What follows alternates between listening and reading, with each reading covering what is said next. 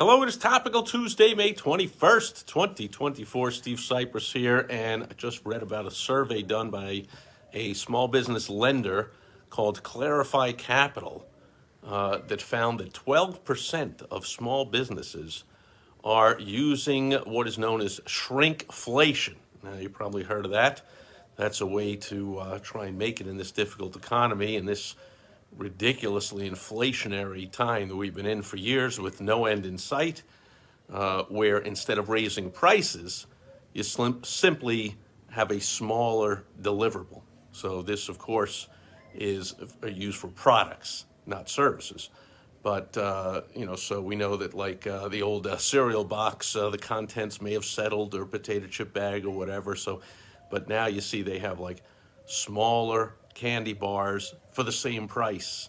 So they haven't, quote, raised the price, but they've raised the price per ounce or per whatever measurement of the number of chips or the amount of cereal or the amount of cleaning fluid you're getting in a jar or whatever it is.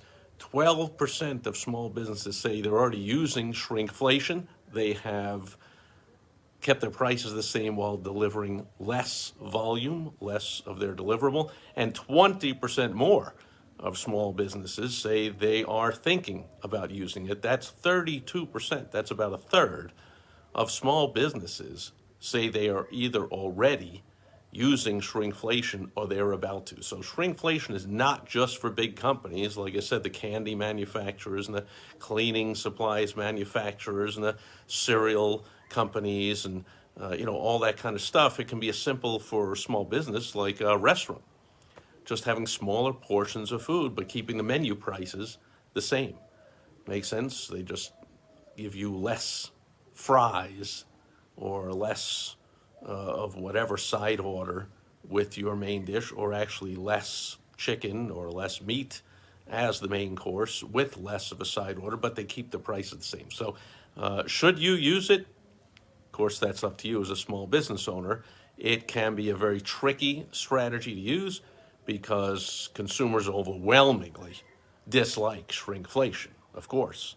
And so you got to be real careful. One benefit the big companies have, the big manufacturers that use shrinkflation, is they also dump millions and billions of dollars into building a brand and building brand loyalty. You see that with companies like the NFL, which has done everything in the past few years to totally disrespect its most loyal fans by going against their core beliefs. And yet, because they have created such a fierce connection to their brand, they remain okay and making tons of money.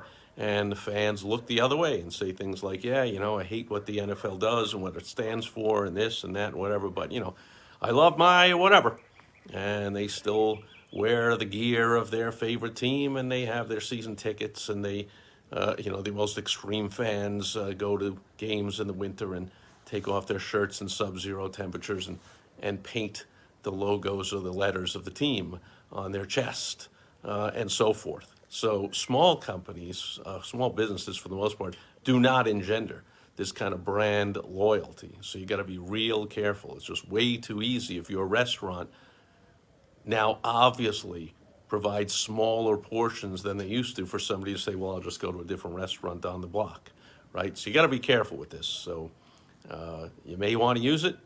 You may want to just hope and wait till this whole thing blows over or something changes or a new, feeling comes over the country and people finally get sick and tired of inflation and somebody does something about it. Or you may want to give it a shot and try shrinkflation instead of just raising the prices. Try lessening the deliverable. It's tricky, as lots of things are in small business, but that's why small business owners, it's the life you took on when you decided to run a small business. These are difficult decisions that we as small business owners embrace. That's our life. We have to make them. And so if you want somebody to talk this over, this business strategy or anything to do with the growth or in these days the survival of your business, you can hit me up. Email me, steve@stevesipress.com. post a comment, whatever, wherever you're getting this message, reading, listening to it, reading it. Go to my website, thewowstrategy.com. I got some free training there for you, how to make all your advertising work, because that's the real solution that I recommend, is get your marketing and advertising in gear so you can attract ideal customers, patients, clients, members, whatever they are to your business, and you can grow your business, and you won't have to worry about just trying to survive and doing very risky things like using shrinkflation or just raising prices because customers don't like that either, to combat inflation. Best way to combat inflation or any difficult economy is grow your business tremendously. And to do that, you really, really want to get your advertising and marketing in gear. I can help you do that. Reach out if you want. Thanks for watching, listening, or reading this. Please post a like, a comment, share, subscribe, all that kind of good stuff. Helps me out. I appreciate it. And thanks for being here today. I will catch you back here again tomorrow with some tips on making money on the internet, because it'll be World Wide Web Wednesday.